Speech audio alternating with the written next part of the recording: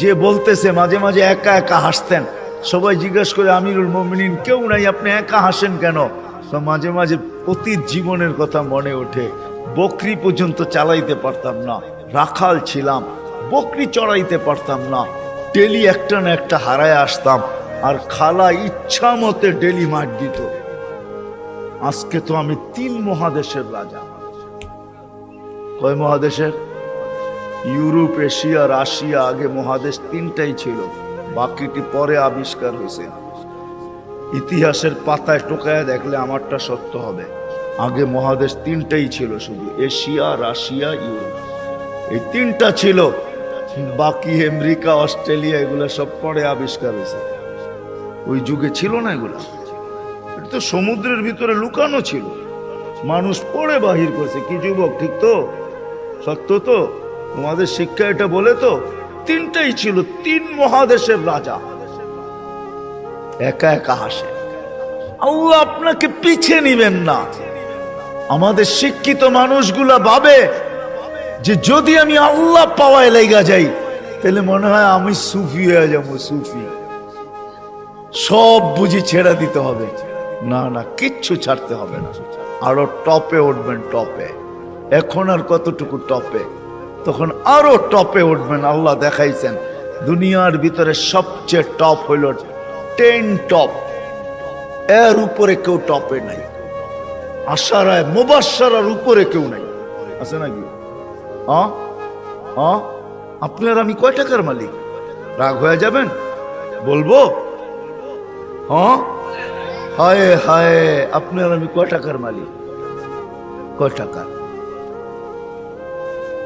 আব্দুর রহমান ইবনে আউফ রাদিয়াল্লাহু তাআলা আনহু যখন মারা যায়, নগদ ক্যাশ টাকা ছিল 47 লক্ষ কোটি টাকা। কত? জি। আপনার বাজেট এবার কত হয় দেখেন, হয়তো 7 লক্ষ কোটি টাকা হবে, নাহলে 7.5, নাহলে 8 লক্ষ কোটি টাকা। এর বেশি বাংলাদেশের বাজেট হবে না। গত বছর হয়েছে এর চেয়ে কম, 7 লক্ষ কোটি টাকা হয়েছে। এবছর 8 লক্ষ কোটি টাকা হবে বাজেট। ওনার কাছে ছিল 47 লক্ষ কোটি টাকা ক্যাশ। বাকিগুলা বাদ দিলাম, কয় টাকা মালিক? আব্বাস রাদিয়াল্লাহু তাআলা আনহু আরবের ব্যাংক ছিলেন, ব্যাংক, আরবের ব্যাংক। আল্লাহর রাসূল যখন দুনিয়াতে আসেন তখন পুরো আরব ভূখণ্ডে একটা ব্যাংক ছিল, ব্যাংক আব্বাস। আল্লাহর রাসূলের চাচা। বিদায় হজের দিন আল্লাহর রাসূল বলছে, চাচার যত সুদ আছে সব আমি মাফ করে দিলাম। চাচা হাসতে হাসতে দাঁড়াইছে আর বলছে, চাঁদ বাতিজা তুই সুদ মাফ করে দিলি, কতটুকু আর দিলি? চাচা পাশে দাঁড়ায় বলছে, বাতিজা সুদ মাফ করলো, আমি বাতিজার সম্মানার্থে আসলও মাফ করে দিলাম। ও আরববাসী, আমার টাকা কারো দিতে হবে না, মাফ। আপনি জানেন না কয় লক্ষ কোটি টাকা ছিল? আমার কাছে হিসাব আছে কয় লক্ষ কোটি টাকা ছিল। আপনার আমি কয় টাকার মালিক? আসেন আল্লাহকে রাজি করি। কি দিবে? কি দিবে? কাকে কি দিবে? মা বোন যদি আল্লাহকে রাজি করলো, ও মা বোন, এর চেয়ে বড় কিছু জিনিস হইতে পারে না যে জান্নাতের 8 দরজা তোমাকে ডাকবে। কোনটার ভিতর দিয়ে আমার ভিতরে ঢুকবে বলো? 8 দরজা দিয়া ডাকবে, যেখানে মন চাহি মিলবে। 500 বছর আগে জান্নাতে যাবে মা বোনরা, পুরুষের। কেননা মা বোনদের 2টা জন্মগত শখ আছে, একটা নিজেকে সাজাইতে ভালোবাসে, ঘরকে সাজাইতে ভালোবাসে। এই জন্য দেখবেন সারাদিন জ্ঞান জ্ঞান করতেই থাকে, এটা আনলে ভালো হইতো না, ঘরটা একটু সুন্দর হইতো না, এটা হইলে একটু সুন্দর হইতো না। কিন্তু ওই যে অভ্যাস নিজেকে সাজানো আর হলো ঘর সাজানো, বিল্ডিং শিল্ডিং হয়ে গেছে। ছোটবেলা তো আমরা দেখছি, ঠিক না? কি বলেন? মাটির ঘর, এটা জেনে কি বলে, উঁচা থাকতো না, উঁচা, তো কি বলে? হ্যাঁ, পিরা, পিরা। হ্যাঁ, এটাকে সপ্তাহে লেপতো, ঠিক না? ওটার ভিতরে আবার ফুল আঁকতো, ঠিক না? হায় হায় হায়, সব আল্লাহ বলে, বান্দি তোকে 500 বছর আগে জান্নাতে পাঠাবো, তুই নিজেকে সাজাইতে পারিস নাই, আমাকে রাজি করতে যায়া শখ পুরা করতে পারিস নাই। এখন জান্নাত যা চাবি তা দিয়ে তোর শখ আমি 500 বছর পুরা করব। তারপরে তোর স্বামীকে তুই মিস কল দিবি যে 500 বছর শখ পুরা হয়ে গেছে, কাম তুমি এখন আসো, তারপরে তোর স্বামীকে পাঠাবো। ইয়ানকালিবু ইলা আহলিহি মাসরুরা, তখন না স্বামী নাচতে নাচতে জান্নাতের দিকে যাবে, শখ পুরা করবে জান্নাতে। কি দিবে যুবক, কি দিবে তোমাকে? যৌবনের বিনিময় কি দিবে? কিনা রাখা আছে? সাহাবা জান্নাত শুনতেন আর চিৎকার দিতেন। হাদিসে আছে আল্লাহর রসুলের জীবদ্দশায় তো কতজন চিৎকার দিয়ে মারা গেছে, যুবক মারা গেছে। আল্লাহ রসুল হাসছে আর বলছে জান্নাতের শখ ওকে নিয়ে গেছে। আসেন আজকে আল্লাহকে পাওয়ার দৌড় লাগাই, ফাফিরু ইলাল্লাহ, আল্লাহকে পাওয়ার দৌড় লাগাই। দৌড়ে এত দেখলাম দুনিয়ায়, প্রমাণ আর আল্লাহ কিভাবে চোখে দিবে বলেন? কিভাবে দিবে? সারা জীবন শেষ করে সন্তানকে শিক্ষিত বানাইছে, এডুকেটেড বানাইছে, বড় বড় অফিসার বানাইছে, বিনিময়ে কি মিলছে? জন ঢাকা শহরে বৃদ্ধাশ্রমে যায় দেখেন কাদের মা বাবা পড়ে আছে, যান দেখে আসেন। আমি তো পড়ায় সময় যাই, আপনারা যায় দেখে আসেন। আমি অনেক সময় লুকায় লুকায় যাই, আপনারা দেখে আসেন যে কার মা বাবা পড়ে আছে। আমি নাম বলবো না, আমি ডজন কেন আরো বেশি নাম বলতে পারি, কার মা বাবা বৃদ্ধাশ্রমে পড়ে আছে, চোরা আছে। জান জান জান জান জান জান, কার মা বাবা বৃদ্ধাশ্রমে পড়ে আছে, কার মা বাবা নিজের ঘরে থাইকা বৃদ্ধাশ্রমের থেকে খারাপ অবস্থায় আছে। নিজের ঘরে সন্তানরা দুইটা চাকর রেখা দিছে, ওইখান থেকে বৈশা বৈশা বলে মাকে তো চাকর রেখা দিছি, বাবাকে তো চাকর রেখা দিছি, ড্রাইভার রেখা দিছি, কিচ্ছু করতে হয় না। মা বাবা বয়েও কিছু বলতে পারে না। চাকর ড্রাইভার বৃদ্ধাশ্রমে থাকলো এর চেয়ে ভালো থাকতো, এর চেয়ে দূর অবস্থায় থাকে। বলছে খবরদার যদি কোনো ফোন করলা আর বললা যে আমরা কষ্টে রাখি, খবরদার, বাঁচতে চাও না মরতে চাও, আমরা জানি খোদার কসম। আসেন চলে যেতে হবে, ছোট একটা জীবন। মা বোনদেরকে বলি, যুবকদেরকে বলি, চলে যেতে হবে, ছোট একটা জীবন। চলো আল্লাহকে রাজি করি। দুনিয়া তো সুখ দিবে, বস্তু ছাড়াও সুখ দিবে, বস্তু ছাড়া বস্তু লাগবে না, সুখ দিবে। সুখ যদি দেয় তাহলে এটাই হয়, এটাই হয় সত্য কাহিনী, কিতাবের হাদিসের কাহিনী আমি বলতেছি, সত্য এটাই হয়। চুলা জ্বলে না, তারপরও স্বামী যখন ঘরে আসে তো বলছে খায়রুন নিসা, সবচেয়ে উত্তম মহিলাকে? আলী রাদিয়াল্লাহু তাআলা আনহুকে জিজ্ঞাসা করছে, বলছে ফাতেমার চেয়ে উত্তম মহিলা আর কেউ হতে পারে না। বলছে ফাতেমার স্বভাব কি? বলছে আমি কিছু আনি আর না আনি, ঘরে চুলা জ্বলুক আর না জ্বলুক, দাখালা যাওজুহা সারবাইতান সাররাত ওয়া তাবাসসামাত, আমি যখন ঘরে ঢুকি তো ফাতেমা খুশিতে নাচতে থাকে, মুস্কি মুস্কি হাসতে থাকে। আজ পর্যন্ত ফাতেমা জিজ্ঞাসা করে নাই কিছু আনো নাই কেন, হাত খালি কেন।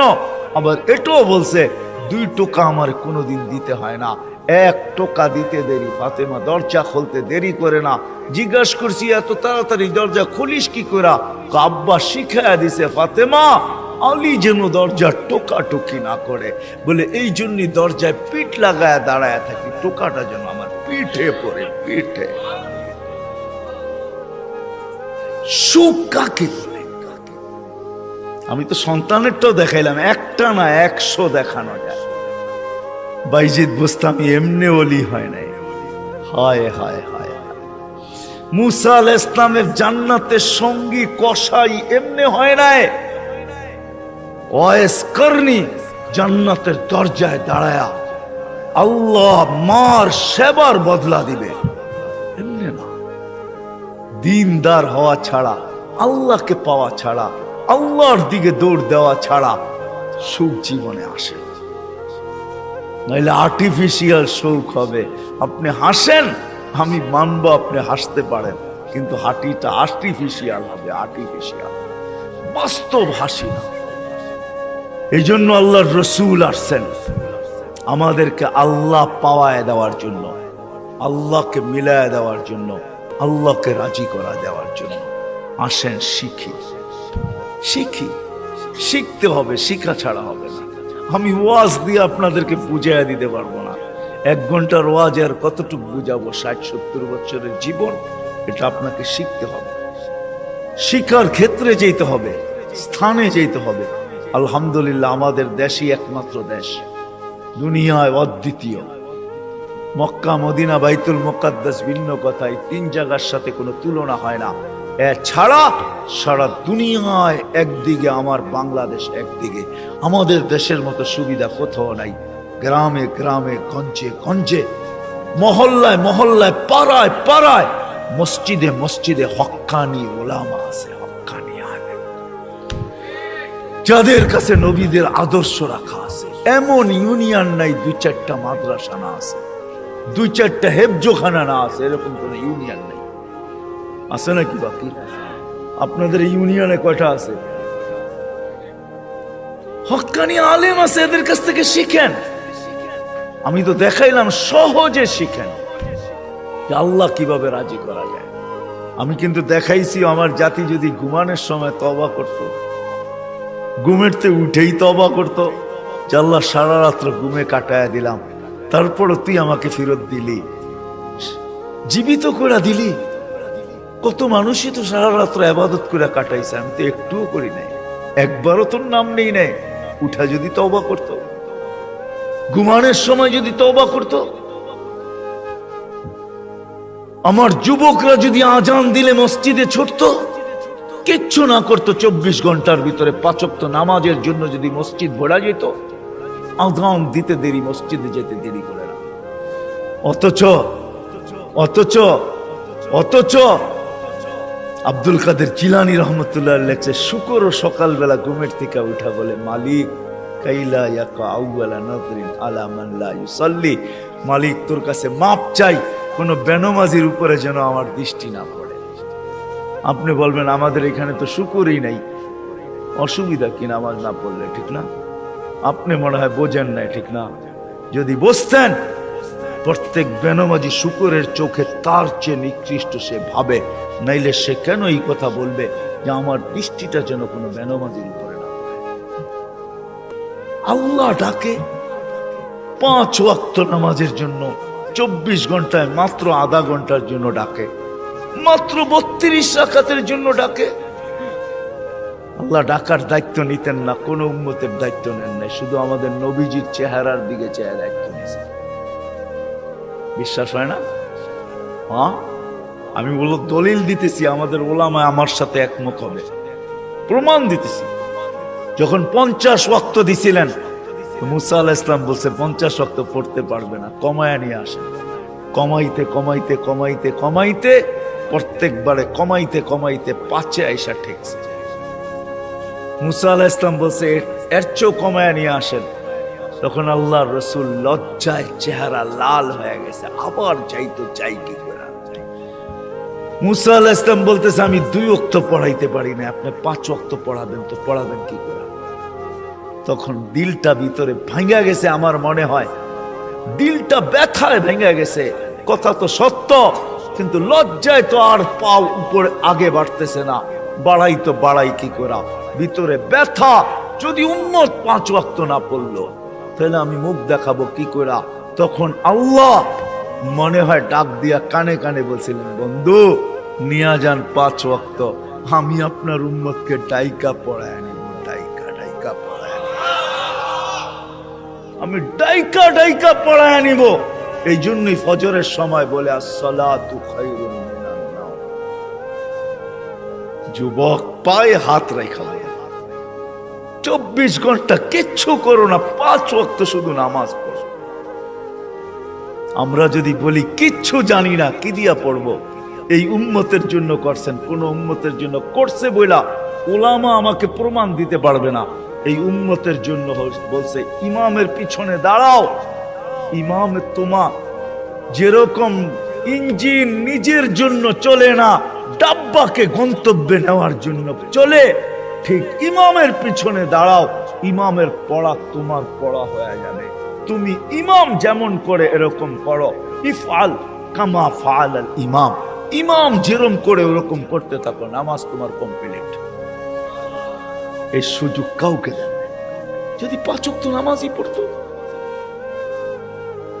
5 ওয়াক্ত নামাজই পড়তো, আল্লাহ তো গ্যারান্টি দিতেছেন নামাজ পড়তে দেরি তোর গুনাহ মিটা যেতে দেরি হয় না। নাইলে আল্লাহ রসুল গাছের পাত, গাছের শাখা হেলায় দেখাবেন তো দেখাবেন কেন? গাছের ডাল হেলায় দেখাইতেছেন, একটা পাতাও নাই। তো বলছে ওসমান, আমার বান্দা যখন নামাজ পড়ে গুনাহগুলা এরকম ছড়া যায়। তাহলে এই দৃষ্টান্ত কেন দিবে যে 5 বার গোসল করার পরে শরীরে যেরকম ময়লা থাকার কোনো সুযোগ নাই, আমার উম্মত 5 ওয়াক্ত নামাজ পড়ার পরে গুনাহ থাকার কোনো সুযোগ নেই। আর কেমনে বুঝাবে? কেমনে বুঝাবে? কেমনে বুঝাবে? কেমনে বুঝাবে? কি করে বুঝাবে? কোন ভাবে বুঝাবে বলে? আমাকে বলে। ওই আল্লাহটাকে কিন্তু আসে। কোন আল্লাহ? চিনেন আল্লাহকে?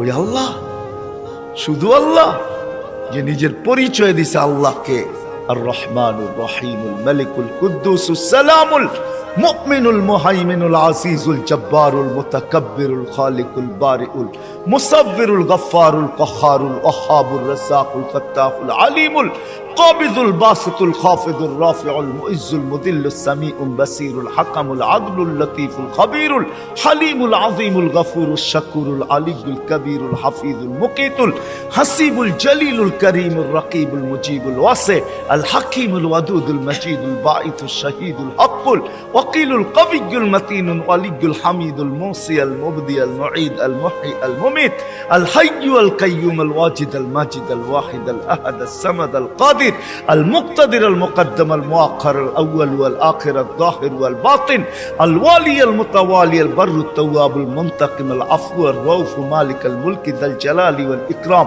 المقسط والجامع والقني والمغني المانع الضار النافع النور الهادي البديع والباقي الوارث والرشيد الصبور جل جلاله 99 পদের মালিক আল্লাহ।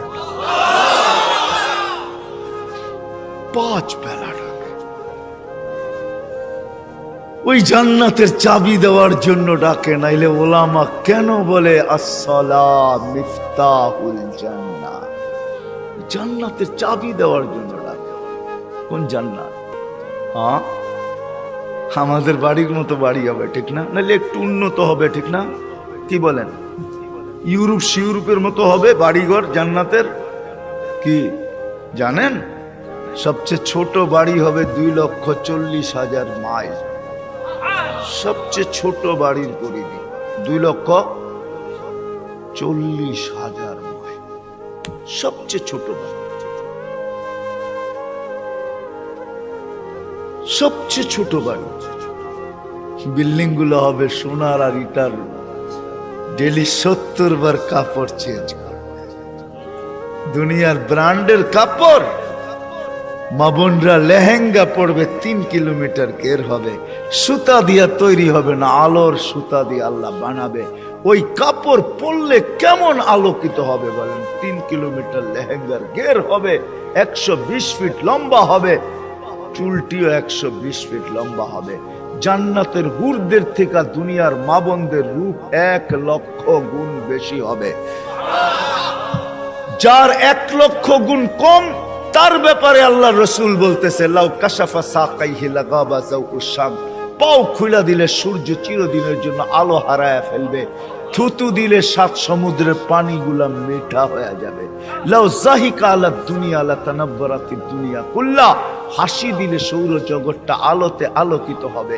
ওদেরকে তৈরি করছে আল্লাহ মুস্ক, হাঁটু পর্যন্ত মুস্ক দ্বারা, কমর পর্যন্ত আম্বর দ্বারা, কাত পর্যন্ত জাফরান দ্বারা, চেহারাটা তৈরি করবে হোয়াইট কাফুর দ্বারা। হায় হায় যুবক বাবু কেমন হবে, যেখানে তাকাবে, যেইখানে তাকাবে ওইখানে নিজের চেহারা দেখা যাবে। আসতেছে 14 তারিখ, আগের সামনের মাসেরই, যুবক তোমাদের পায়ে হাত রেখা আসতেছে, কান্দা জান্নাতের ঊর্ধ্বের জন্য দৌড়া। মা বোনদেরকে বলবো দুনিয়ার গান্দা জিনিস